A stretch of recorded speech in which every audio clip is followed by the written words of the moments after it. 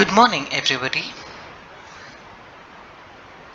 In this session, we will dwell on democracy, its meaning, and key constituents to understand the poem Democracy by Langston Hughes. This poem has been prescribed for BSc, BCA, FAD, and BVA students of the first semester. So let us move on to dwelling a little on democracy as a lived reality in this lesson. The objectives of this session are to make you conversant with the key concepts of a democracy, its history and evolution, and the prerequisites to a healthy democracy. It will also dwell briefly on the life and works of Langston Hughes, the poet who comments on democracy and its significance to the African Americans at a particular point in time. They were derogatively called Negroes in a period of American history.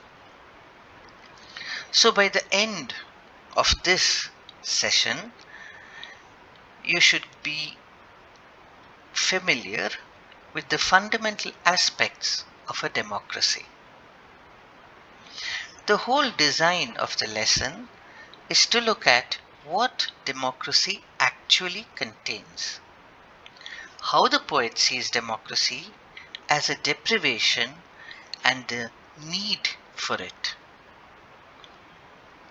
It projects his perception, use of language, and tone, thereby helping us to understand what democracy meant to the blacks as a denied right. We will also be introduced to a reading of the poem, and we will also revisit the use of articles in grammar. This is the design of this entire lesson, which has been broken up into sessions. So, now let us begin at the very beginning. If I ask you a question as to what is a democracy, all of you will reel out the definition.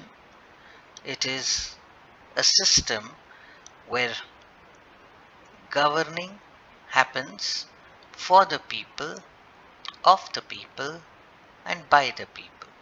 Or you will say power is shared by the people, for the people, and democracy comprises a system for the people. Fine, that is true. But if you really do not understand the workings of a democracy, this will just remain a slogan. Let us look at the history of democracy and try to understand the democratic principles behind democracy. Research indicates that even among food gatherers and hunters in the prehistoric world, democratic principles were believed to have been practiced, probably in the distribution of food, distribution of work. So, though they may not have even understood that it is a democracy, there were certain fundamental rudimentary aspects of dignity in labor and equality in treatment which were functioning in small communities when people were hunting together. This happened for quite a long time, and then society changed from settled agricultural communities to medievalism and feudalism to the industrial society. So when society and its fabric changes, obviously power structure also changes. So thousands of years later, as society evolved, certain democratic principles also evolved. In the 6th century BCE, that is before the Christian era, in Athens, which became a city-state in Greece, under Cleisthenes, an early form of democracy was instituted. This happened when a city-state came into being. Please note that. He is recognized as the father of democracy. So there was a fundamental kind of democracy which was working in Greece. Then later Rome took over, and when Rome took over, it became a republic. The city-state of Rome became a republic.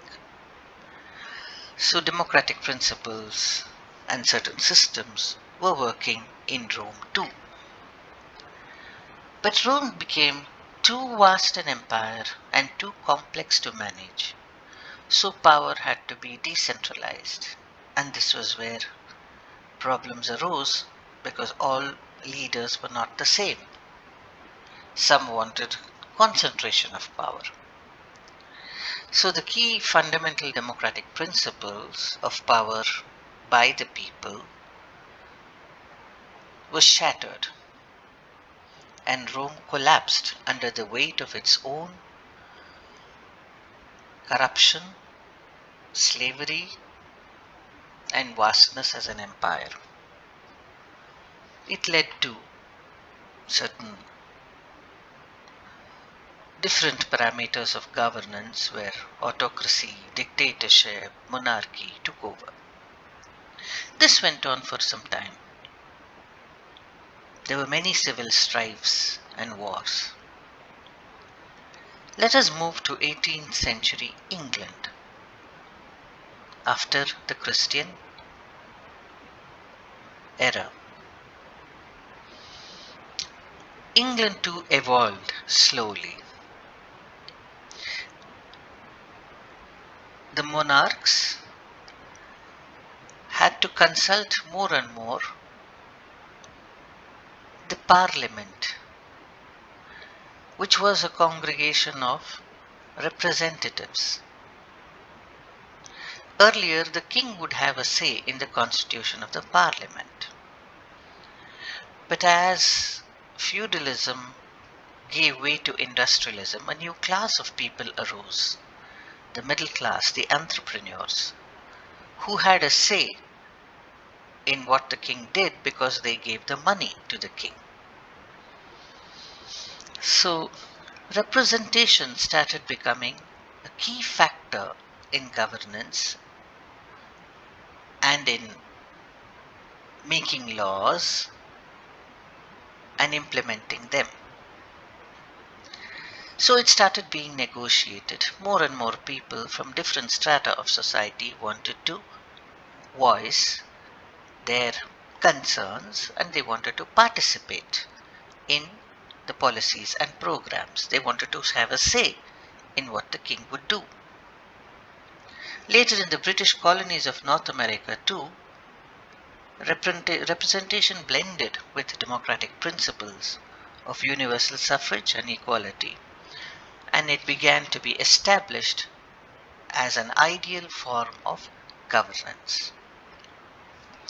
So, as society and its fabric and its ways of production started changing, people also started negotiating for being a more active part of the process.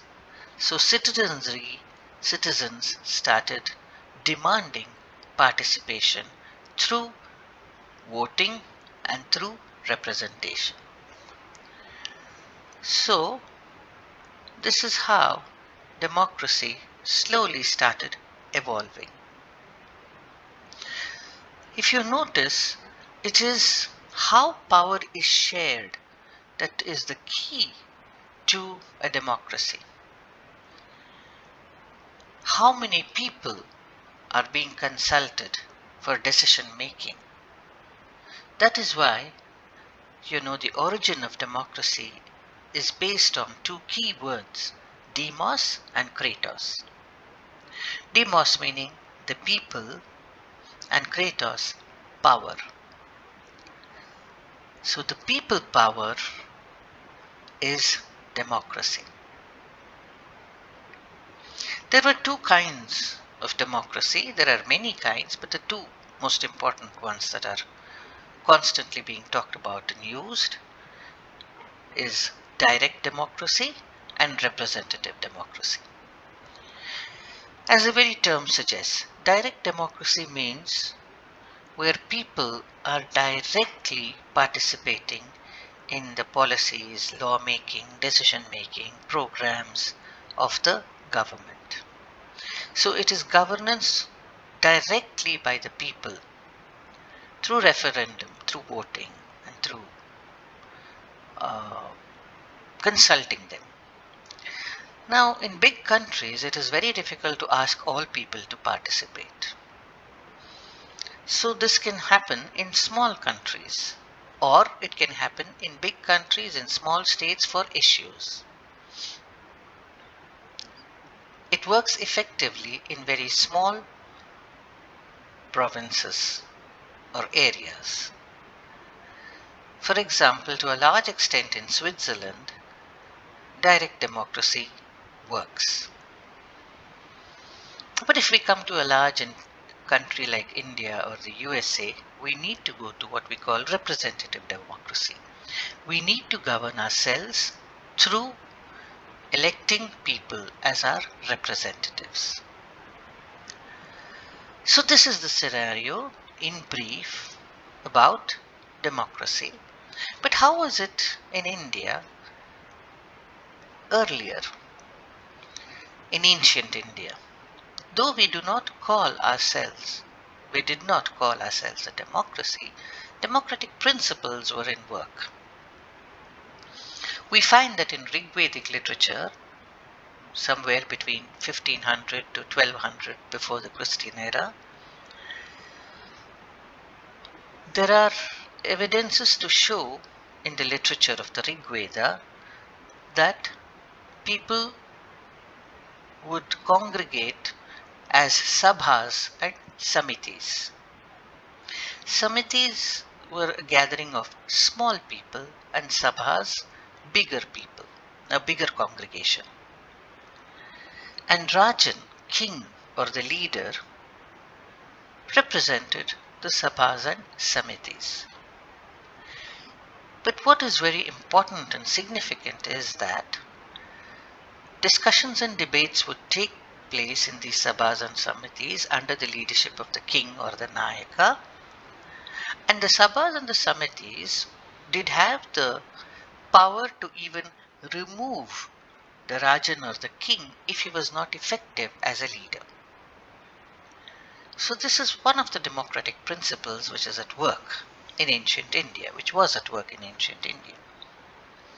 Later, if you come down to the Bhakti movement in the 12th century, all of you have heard of Basavanna from Karnataka. Now he tried to rebuild society from scratch through certain democratic principles of equality and dignity in labor. He tried to erase discrimination based on caste, on gender, on trade or labor,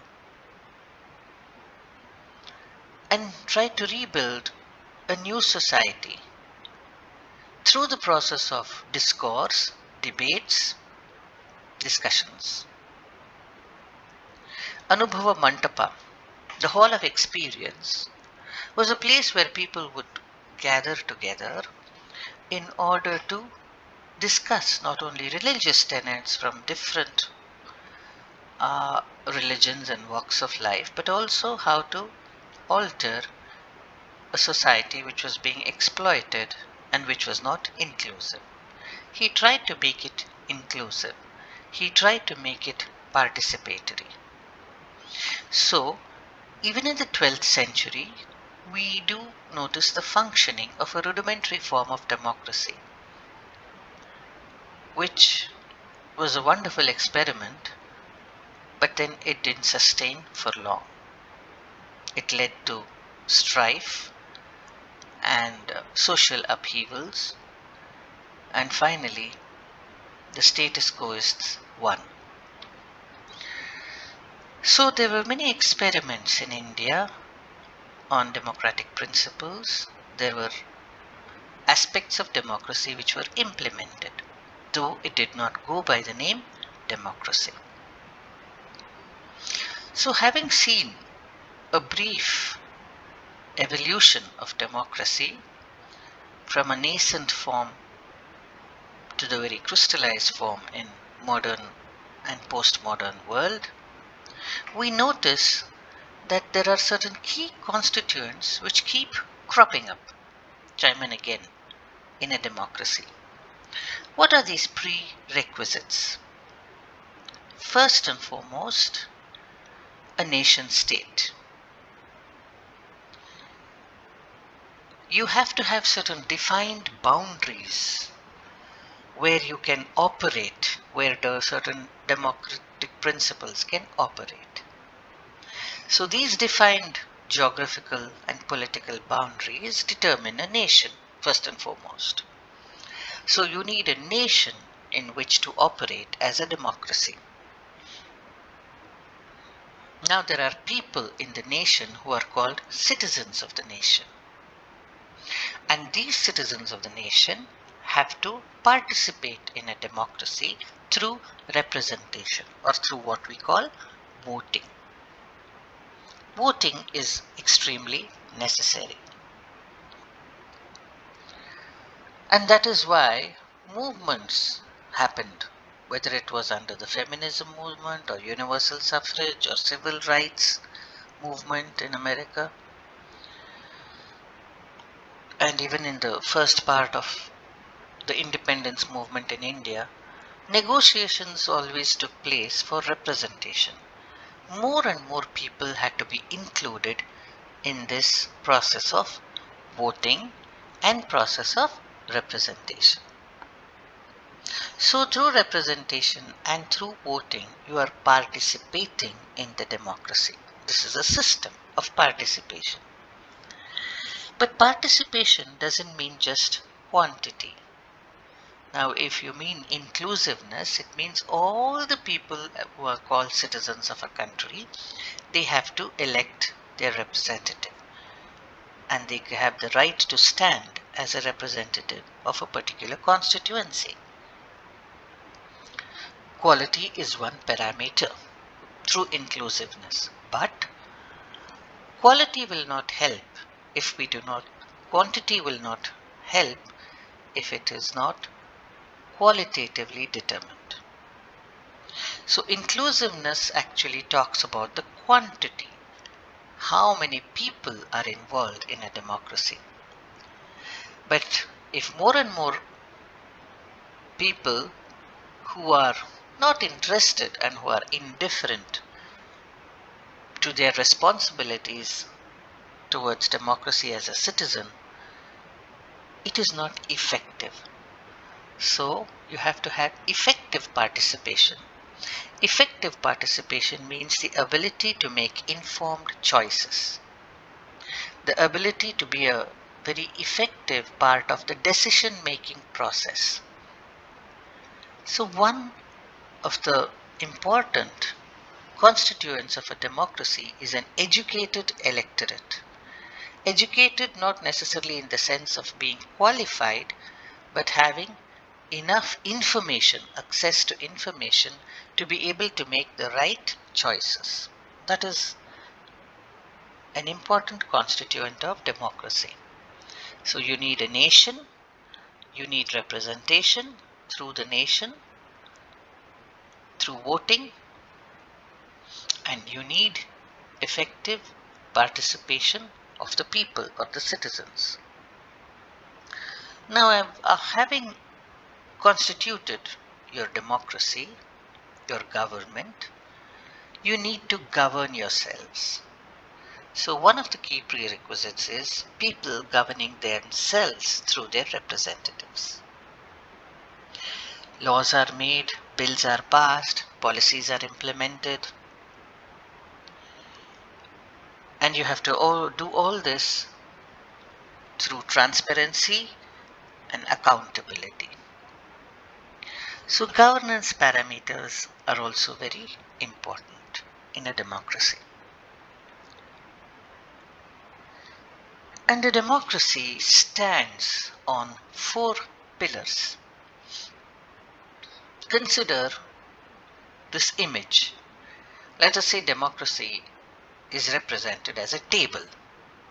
Now for the table to stand, it needs 4 legs. In the same way, for democracy to be stable, solid, and stand in a nation, it needs 4 pillars. You can see them on this slide. You need the legislature, which passes the bills, makes the laws. Then you have the executive. You have all the files being stored there. So you have a bureaucracy. You have officials, you have police, all working to implement these bills and laws. You have the judiciary, which needs to function as a keeper of the law. And you have the fourth estate, which is really the watchdog of democracy.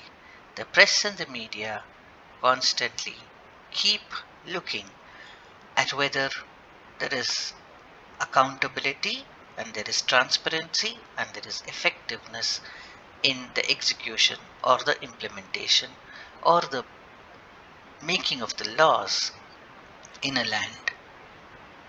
So briefly, this is a very important aspect of democracy. These 4 pillars have to be vibrant for a robust democracy.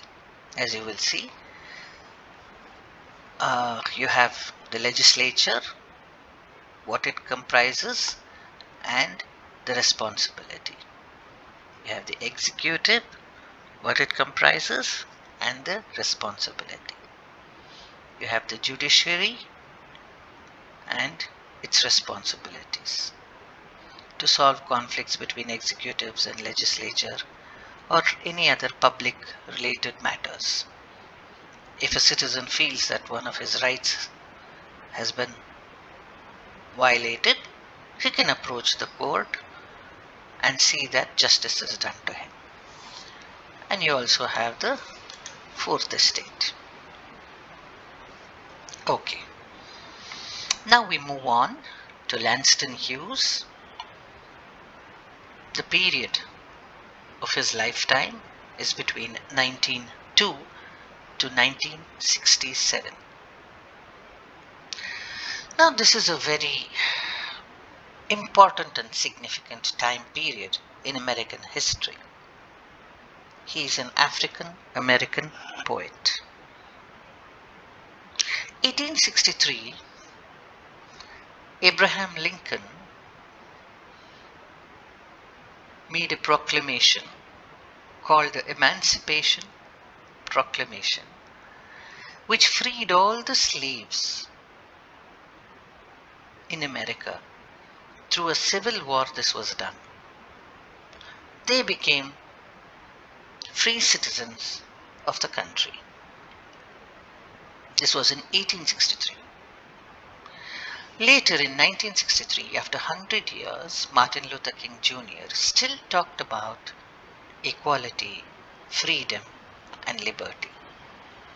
So 100 years, though in theory the slaves were emancipated, they were freed and they became citizens, they still in practice did not enjoy liberty and freedom and an equal, dignified life on par with the whites. Langston Hughes stands between these 200, the period of 100 years, these 2 points of 1863 and 1963.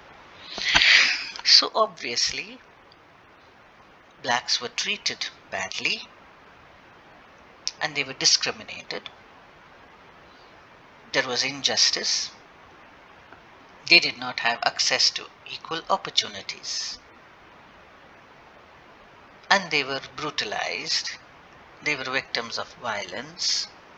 They were segregated.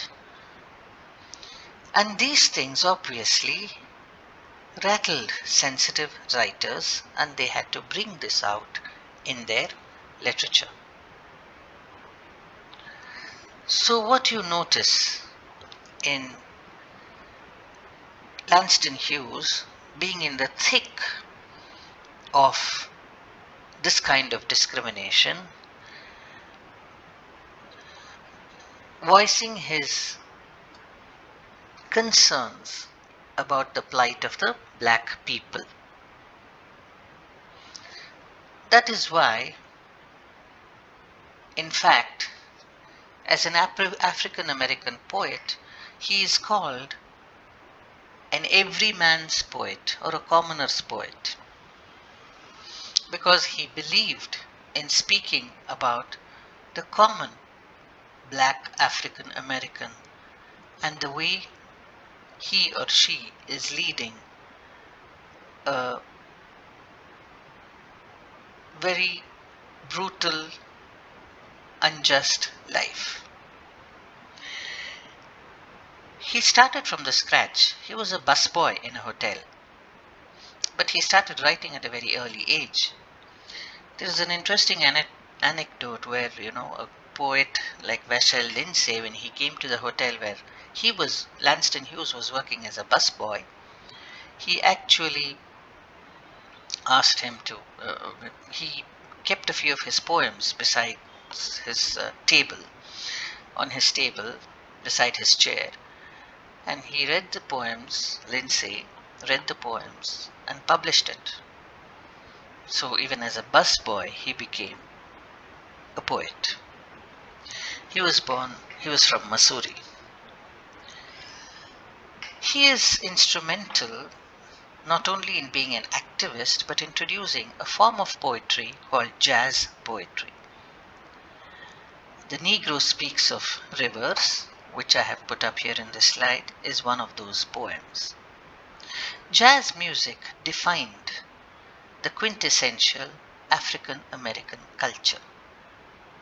They wanted to find their identity, their roots, which had been brutally taken away from them when they were sometimes kidnapped, sometimes forcefully brought from their country to this new land as slaves. So they tried to redefine their culture, find their roots, and one of the ways they did it was through jazz poetry. The quintessence of jazz poetry is improvisation, because jazz music is based on improvisation. You have a trumpet, or you have a guitar, you have some instrument, and you have a vocalist, and these two people create music on the spot, spontaneously. So he was responsible for introducing this new literary art form called jazz poetry. Jazz music originated in New Orleans as a special kind of African American music. He was also a part of the Harlem Renaissance. I'll come to that. So he was an activist because he spoke of the common man. He was an African American poet who, through his columns and through his poetry, spoke about what it is to mean an African American in an unjust America, denied citizenship rights in practice. One of the things that he did very effectively was create the character of Simple. Simple was an African American, a commoner, and all the essence of African American life, what it means to be an African American in an unjust America, was characterized through Simple. This is one of his very popular creations. He was in the thick of what is known as the Harlem Renaissance, which originated in Harlem in New York City between 1918 and 1937. Now, this is a counterculture movement because people wanted to identify the Negro culture which was destroyed and which was looked down upon by the whites. They wanted to assert themselves through their unique culture and their music. So this was a counterculture movement. And Langston Hughes was a part of that. So this is about the poet, the essayist, the columnist, the playwright, the activist, the participant of the Harlem Renaissance, and the institutor of the jazz poetry, Langston Hughes. I hope you enjoyed the session. Thank you for listening.